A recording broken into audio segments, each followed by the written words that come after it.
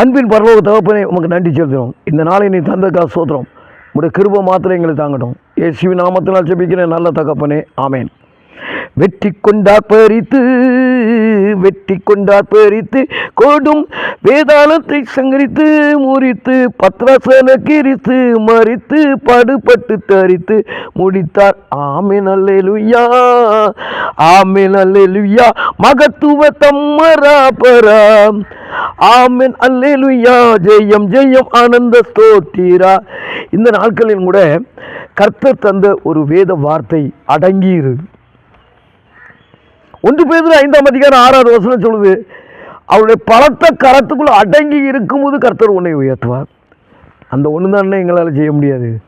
ஆண்டவர் கடத்துக்குள்ளே அடங்கி இருந்தால் தான் நாங்கள் பெரிய கோடீஸ்வரங்களாயிரும், பெரிய ஊழியக்காரங்களாயிருவோமே. எங்கே போனாலும் நாங்கள் இன்றைக்கி அடங்க முடியலையேனே. என்னென்ன செய்கிறது? நான் என்ன நினைக்கிறேன், வியாபாரம் பண்ணிக்கிட்டே ஊழியம் பண்ணலான்னு நினைக்கிறேன். எப்படி வியாபாரம் பண்ணும்போது உண்மையே பேச மாட்டோம், பக்கா ஃப்ராடாக இருப்போம். காலையிலேருந்து ராத்திரி வரைக்கும் ஒரு 1000 பொய்யை சொல்லிடுவோம். உண்மையை பேசிட்டு நீ ஊழியம் பண்ண முடியாது. இதைத்தான் ஆண்டவர் என்ன சொல்கிறாரு, 2 எஜமானுக்கு நீ ஊழியம் செய்யாதப்பா. ஒருத்தனை பகைக்கணும், ஒருத்தனை நேசிக்கணும்.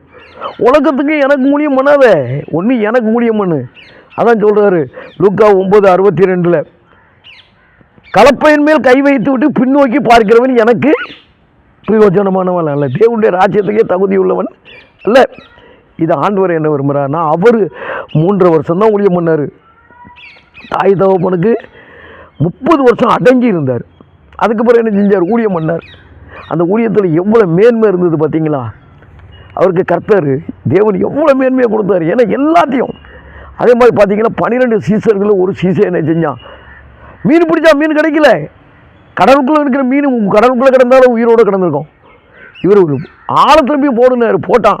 மீனை பிடிச்சிட்டு வந்து இவன் நினச்சான் இதெல்லாம் விற்று தான் நம்ம எல்லாம் கடனையும் அடைச்சி தான் வருவோன்னு நினச்சான். கிடையாது, மீனை அப்படியே போட்டு வர சொன்னார். உன்னை மனுஷனை பிடிக்கிறவன் வாக்கம் என்னார்.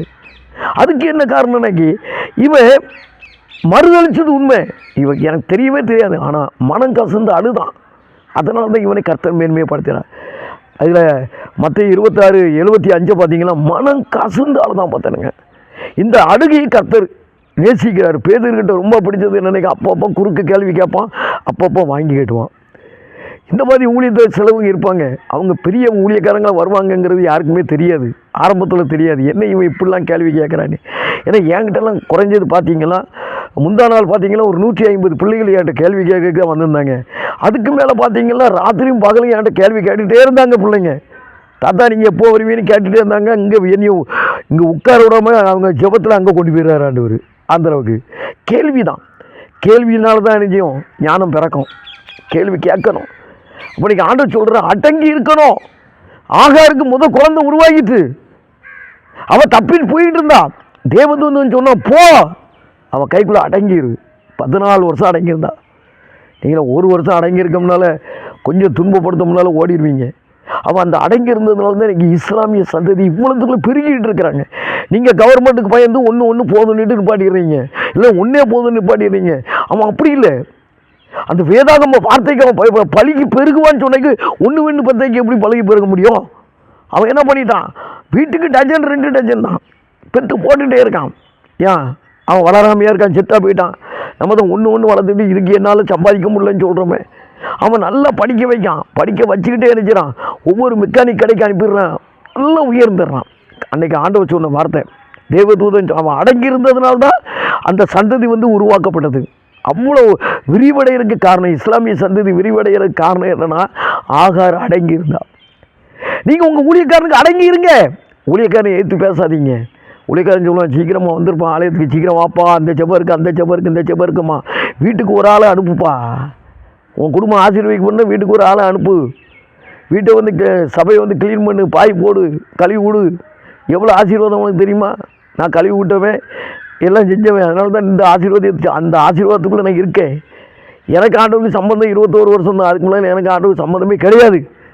ஆனாலும் நான் அடங்கியிருந்தேன். யார்கிட்ட? ஊழியக்காரன்ட்டு அடங்கியிருந்தேன். அடங்கி இருந்ததுனால்தான் கர்த்தர் என்னை மென்மேல் உயர்த்த ஆரம்பித்தார். இதே போல் நீங்கள் ஆண்டவருடைய கரத்துக்குள்ளே அடங்கியிருக்கணும். ஆண்டவர் உங்களுக்கு என்னெல்லாம் நினைக்கிறார் தெரியுமா? நான் இப்படி ஊழியக்காரன் ஆக்கிடணும், அவனை பெரிய ஆள் ஆக்கிடணும், அவன் வீட்டுக்குள்ளே ஒதுக்கப்பட்டவனாக கிடந்தான் தாவீதை போல், இவனை எல்லாருக்கும் முன்னாலும் உயர்த்தணுங்கிறது தான் அவருடைய விருப்பம். நீங்கள் என்ன நினைக்கிறீங்க? உங்கள் நினைப்பு சரியில்லை. கர்த்தருடைய நினைவுகளுக்கு போங்க. அவருடைய படத்தை கருத்துக்குள்ளே அடங்கி இருந்து பாருங்கள். வாளாக்காமல் தலையாக்குவார், கீழாக்காமல் மேலாக்குவார். கர்த்தருடைய வார்த்தைக்கு உண்மையாய் செவி கொடுத்தா சகல ஜாதிகளிலும் உங்களை மேன்மையாக வைப்பாராக. ஆமேன். இப்படிக்கு உங்கள் அன்பு சகோதரன். God bless you. Praise the Lord. வாழ்த்துக்கள்.